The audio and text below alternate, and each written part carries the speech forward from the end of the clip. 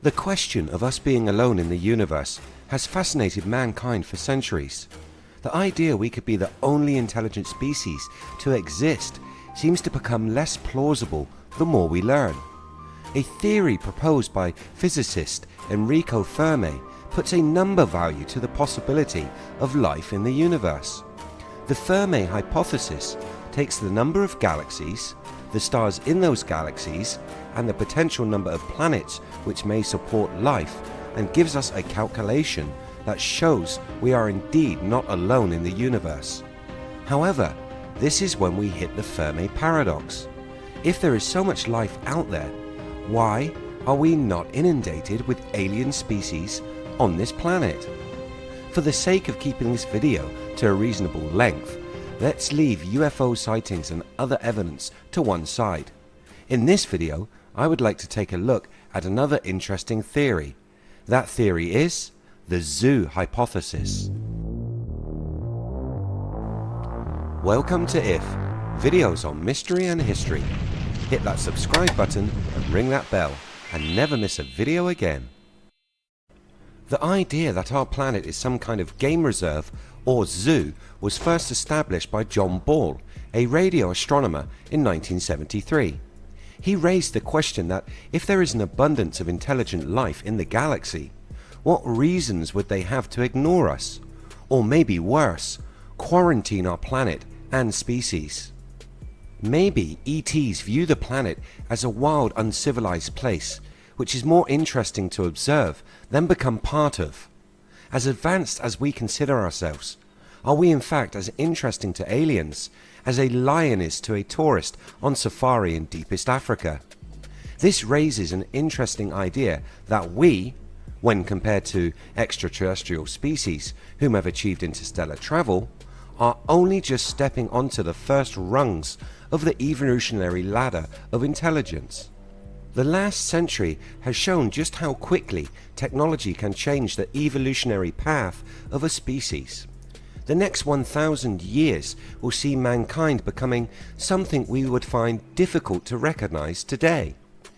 If we could get a glance at our future, we would see the results from the advancements in gene editing, AI, and the integration of technology into our bodies. These advanced technologies will change us as a species, and it's a vision we are just coming to terms with. We must start considering the impacts on the future human beings. But I digress. Let's consider these changes we are seeing on our planet when we talk of alien civilizations. Any species that has a line of unbroken evolution with as little as say 5,000 years difference would possess technological abilities so far beyond what we consider advanced, they could achieve things we can barely imagine. Their superior technological ability would be beyond anything we can dream up, even in the biggest and best sci-fi spectacular. Ball explains his ideas by proposing the hypothetical situation of cross-species communication, saying, an argument based on relative timescales suggests that the appropriate primitive Earth life, an animal such as a mollusk or trilobite, compared with man. We imagine talking with mammals and birds, but oysters? And yes, in the alien communication theory, we are the oysters. He goes on to say, the idea that we shall be welcomed as a member into the galactic community is as unlikely as the idea that oysters will be welcomed as a new member into the human community. And we're probably not even edible. Returning to the idea of a zoo planet, we may find out that we are not even on a level comparable to gorillas or bears or other aware animals. To aliens, we might be seen as nothing more than an ant farm. This, as Ball states, isn't the zoo hypothesis, but rather something called the ants in the jungle hypothesis.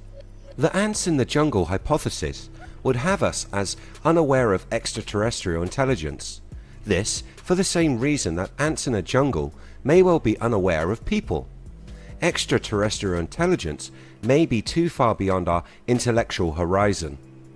Some of the phenomena that we already see today may be associated with extraterrestrial intelligence, but we just don't understand it. This is where things may become a little scary, especially if you consider just how easy it is for us to eradicate a nest of ants. The late great Stephen Hawking thought that for this reason we should not broadcast our presence to the universe. This as a precaution against us making contact with an advanced alien civilization, whom could easily conquer us if they so wished. So let's hope if we have been discovered by ET, they choose to keep the Earth as a zoo, maybe watching over us and studying our development. I would prefer life in a fishbowl to the alternative extinction of our species, maybe making way for a new alien theme park or tourist attraction. This is just a hypothesis. It has its flaws. For one, if we are an intergalactic tourist attraction, why do we not see those coming to view our exhibit? Well, maybe we do. That could provide an explanation for the many UFO sightings. What do you think? Are intelligent extraterrestrial life forms out there? And is the Earth a zoo? Let me know your thoughts in the comments below.